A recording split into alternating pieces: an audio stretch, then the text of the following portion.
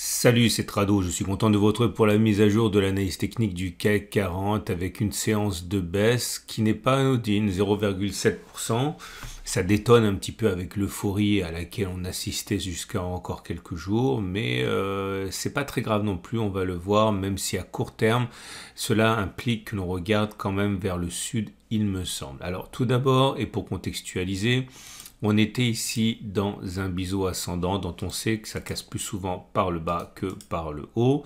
Ça, c'est une chose. Les objectifs, on le sait également, sont statistiquement d'aller chercher les points auxquels on a accroché la partie basse. Ça, on le sait, on l'a dit.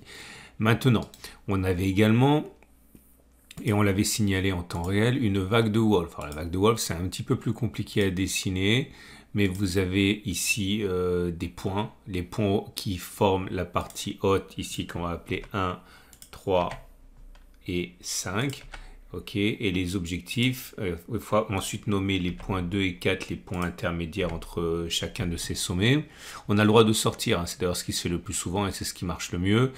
Et l'objectif, les deux objectifs sont d'aller chercher dans un premier temps la hauteur du point 4, donc 6441, et ensuite en extension le point 2 qui est rallié moins souvent mais qui est beaucoup plus lucratif naturellement. En tout cas, si on prend en considération le fait que le biseau et la vague de Wolf nous signifient qu'on pourrait aller chercher le 6441, ça veut dire qu'on aurait encore une baisse à prévoir de 0,8%. Maintenant, c'est pas tout. Là, vous avez compris. Si on va chercher le deuxième objectif de la vague de Wolf, ça veut dire aller chercher un contact avec la demi-droite, un 4, donc quelque part ici. Et si on va chercher le deuxième objectif du biseau, ça voudrait aller chercher ce point-là. Bref, tout me semble coïncider à mon avis, mais ce n'est qu'un scénario de travail, pour un retour sur les 6575, 6522, et ça tombe bien parce que c'est un support à partir duquel on pourrait avoir du soutien. Alors, maintenant, ça on le garde sous le coude, je vais enlever ceux dont on n'a pas besoin pour l'instant, vous avez bien compris, si vous n'avez pas compris, regardez une deuxième fois la vidéo, c'est l'avantage des vidéos. Et donc à partir de là, le chandelier du jour est mauvais, puisqu'il est rouge d'une part, ce qui veut dire que l'on clôture plus bas que l'on a ouvert, mais surtout il termine dans le tiers baissier, ça c'est pas bon. On a une bougie Aiki-Nashi qui n'est pas folichonne non plus, puisque c'est la deuxième... c'est la deuxième bougie qui n'est pas verte, en l'occurrence ici elle est rouge, et c'est une bougie baissière. Néanmoins, elle n'est pas extrêmement baissière parce que c'est une bougie qui est sortie d'une mèche haute et d'une mèche basse.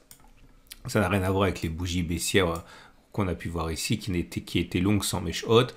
Donc c'est plutôt une bougie de faible implication baissière, voire plutôt une bougie d'hésitation. Et j'avais dit pour terminer, mais ça remonte à plus d'une semaine, que je surveille de très très près le 3-line break. Et ça m'inquiète beaucoup plus parce que vous voyez, regardez, on a un premier bloc rouge. Et le bloc rouge en 3-line break, généralement, c'est comme le bloc rouge en haussier, vert. Généralement, on ne fait pas le voyage pour rien. Alors, je ne vais pas le backtester aujourd'hui parce que je l'ai backtesté récemment.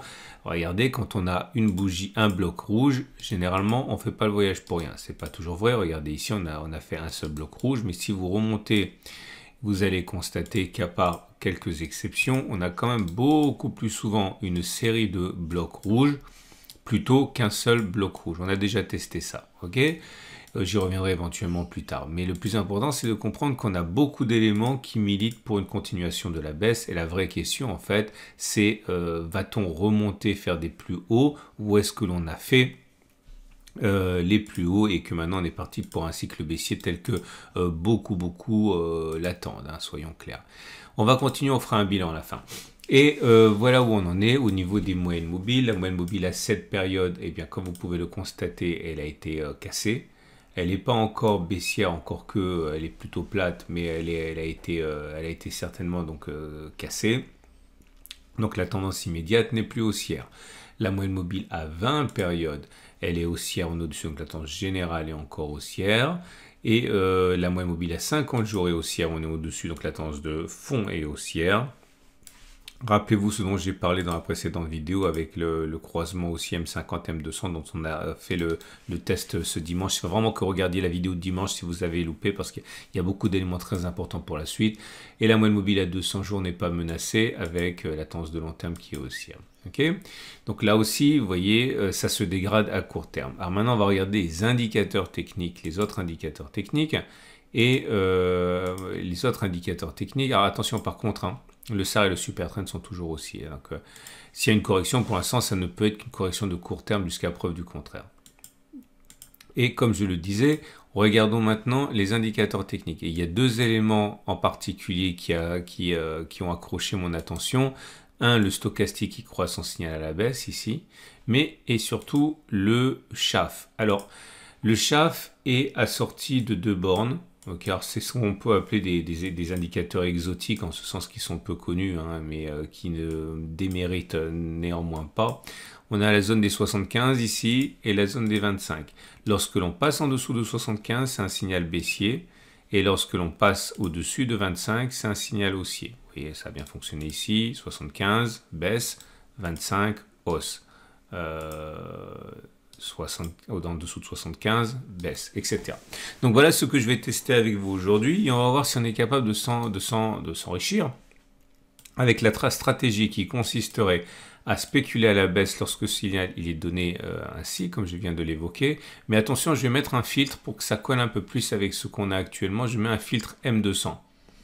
Cela veut dire que je ne prendrai que les signaux baissiers qui se produiraient lorsque on est au-dessus de la M200. Autrement dit, vous voyez ici, j'en ai pas tenu compte. On avait des signaux baissiers ici, des signaux baissiers ici, des signaux baissiers, mais je n'en ai pas tenu compte parce qu'on était en dessous de la M200.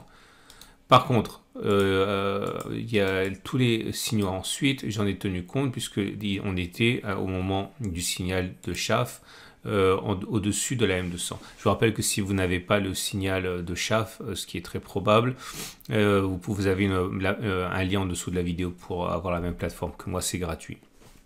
Donc voilà. Là, vous avez 3 pouces verts. Pourquoi avez-vous 3 pouces verts? Parce que le signal a été donné sur cette bougie. À ce moment-là, comme vous pouvez le voir, on était bien au-dessus de la M200, donc c'est valable. Donc premier pouce vert, c'est pour dire qu'on a clôturé plus bas que la clôture du signal avant que d'aller chercher le plus haut du signal, du cycle haussier de SHAF. Alors, regardez un petit peu, vous voyez le cycle haussier de SHAF, c'est quand on était en surachat. Ok, le plus haut a été établi sur cette bougie, donc c'est mon stop de protection si vous voulez.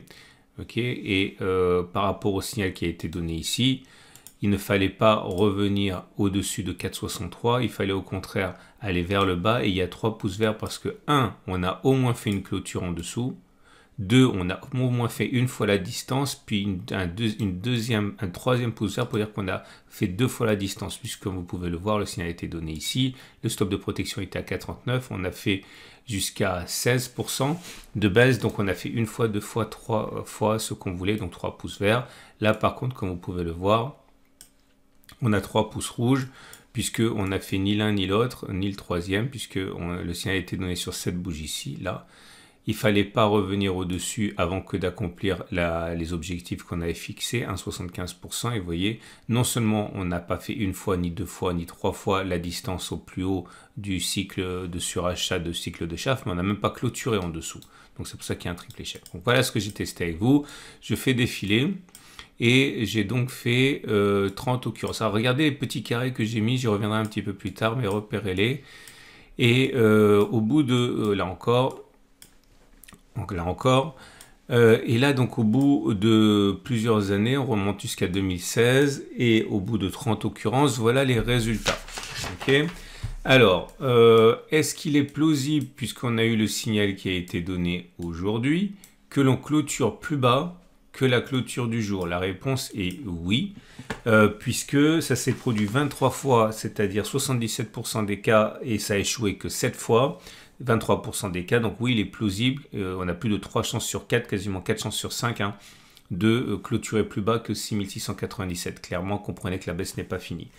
Est-ce qu'on a des chances de viser un objectif au moins égal à 1,41 vers le bas? Oui, totalement. C'est arrivé 18 fois, ça a échoué 12 fois. Donc ça a fonctionné dans 60% des cas, échoué dans 40% des cas. Si on avait risqué 1000 euros par trade, on aurait gagné 18 fois 1000, 18 000. On aurait perdu 14 fois 1000, 12 fois 1000, 12 000. Donc 18 moins 12, ça fait 6000. Et était-il légitime de viser deux fois la distance à 1,41 vers le bas, donc 2,82 de baisse, ce qui nous amènerait, comme par hasard, regardez, sur la zone des 6575, 6522.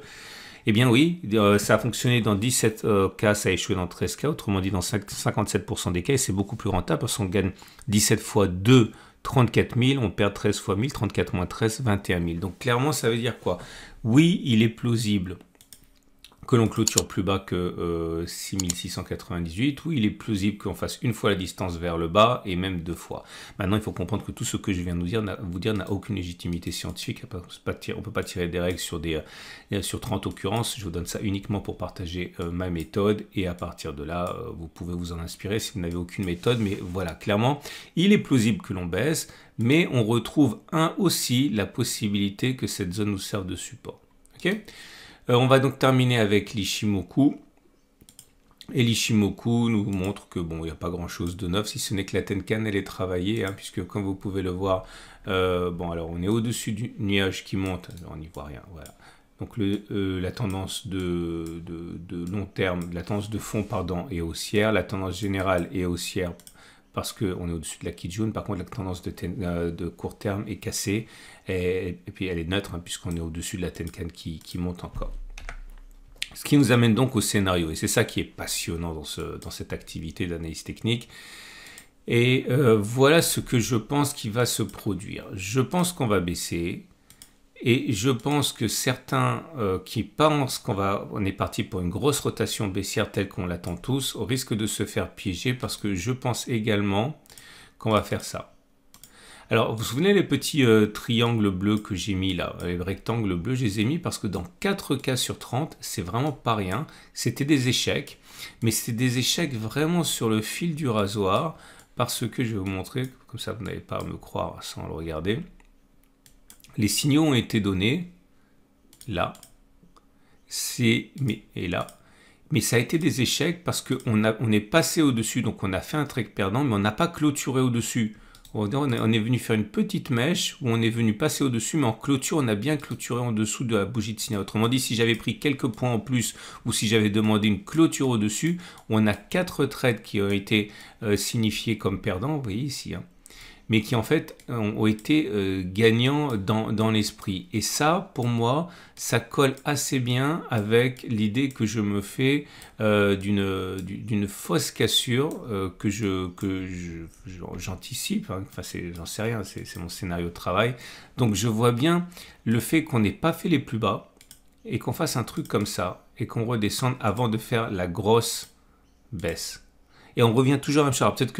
Peut-être que je me fourvoie complètement et qu'on va s'effondrer maintenant ou qu'on va repartir sans aller plus bas, j'en sais rien, mais c'est le scénario que j'ai en tête. Et ce qui m'amène donc au trade du jour. Et donc si vous êtes haussier, eh bien, vous pouvez éventuellement acheter ici, c'est commerçant, en pariant sur le fait que la consolidation est terminée. Vous pouvez également... ah oui, parce que du coup... C'est bien de tracer les Fibonacci, vous le savez, parce que les traders sont assez moutonniers et lorsqu'ils pensent que c'est qu'une simple consolidation, ils rentrent souvent sur des Fibos. Et comme vous pouvez le voir, ça correspond à 23,6% de Fibo. Donc c'est un niveau qui, à mon avis, est intéressant pour entrer à la hausse si vous êtes haussier. Stop de protection en dessous. Maintenant, si vous êtes baissier, vous pouvez faire une construction de position à la baisse. Alors moi, je vous rappelle pour mémoire que je suis rentré ici. Et ça me permet également de répondre à une question. Donc j'ai rentré un quart de risque ici. Et j'avais prévu de rentrer les 3 quarts de risque dans la zone orange. Alors, on dirait comme ça que j'ai rentré mon 3 quarts de risque, mais en fait non, ça a été loupé. C'est pas de bol, c'est comme ça. Mais si on zoome un petit peu, on voit qu'il manque vraiment rien, même pas un point. Mais j'ai pas pu déclencher ni rentrer les 3 quarts de risque que je voulais pour mon trade baissier. Ça se trouve, je les rentrerai jamais, je sais pas. Mais en tout cas, si vous voulez trader à la baisse, vous pouvez rentrer maintenant une partie, ou partie de votre position baissière. Vous serez déjà mieux positionné que moi, puisque moi j'ai rentré mon quart de risque ici. Mon quart de risque, il est perdant pour l'instant. Et on verra ce qui va se passer par la suite. Alors on m'a posé la question, on m'a dit Tradou, tu dois être vert là, de ne pas être rentré sur sur la zone orange comme tu voulais. Est-ce que tu vas rentrer maintenant le reste de ta position? Non, c'était pas le plan. Et il faut vraiment que vous appreniez à ne pas courir après le marché, parce qu'en courant après le marché, vous risquez souvent de vous prendre les pieds dans le tapis et vous n'allez pas être content. Ok, vous avez un test, une stratégie, il faut vous y tenir, hein, c'est comme ça. Mais c'est aussi pour ça que j'ai rentré un quart de risque là et que j'ai pas attendu d'attendre 4 quarts de risque là, puisque je me suis dit qu'il était possible également que l'on n'aille pas chercher cette zone là. Donc c'est pour ça que j'ai quand même rentré une petite part ici. Voilà, désolé, c'était un petit peu long. Je vous rappelle, parce qu'on m'a posé la question, que si vous voulez trader avec à la baisse avec des CFD, pensez à prendre des CFD à échéance et pas des CFD au comptant, parce que si c'est un trade au long cours qui va prendre des jours, des semaines, voire peut-être même des mois, j'en sais rien. Si vous prenez des CFD à risque limité, ou enfin des CFD au comptant, vous allez payer une blinde, hein, en roulement de position, ça vous voulez pas. Donc si vous achetez des CFD à échéance, ça vous coûte un petit peu plus cher à l'achat, mais après ça ne vous coûte plus rien. Et bon, tous les brokers ne le font pas, hein. Je sais qu'évidemment IG le fait, puisque je vous en parle, mais je ne suis pas certain que votre broker le fera. Voilà, je vous souhaite une excellente journée. Il y a plein de vidéos qui vous attendent. Je vous souhaite une excellente journée et je vous dis à demain pour la mise à jour.